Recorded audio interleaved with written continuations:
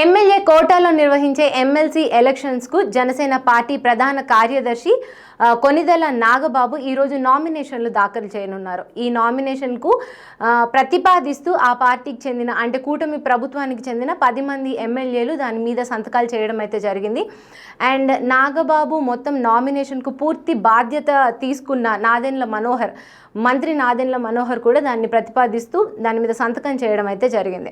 And ఈ నామినేషన్ల గడువు మార్చి 10 వరకు ఉంది. ఆ 10 తర్వాత ఈ 10 తారీఖు వరకు కూడా ఎవరైనా నామినేషన్ దాఖలు చెయ్యాలి అనుకుంటే ప్రభుత్వ సెలవు రోజుల్లో కాకుండా ప్రభుత్వ కార్యాలయాలు ఓపెన్లో ఉన్నప్పుడు ఉదయం 11 గంటల నుంచి 3 గంటల వరకు నామినేషన్లు అయితే శాసనసభ భవనంలో అయితే ఇవ్వచ్చు, నామినేషన్లు దాఖలు చేయొచ్చు.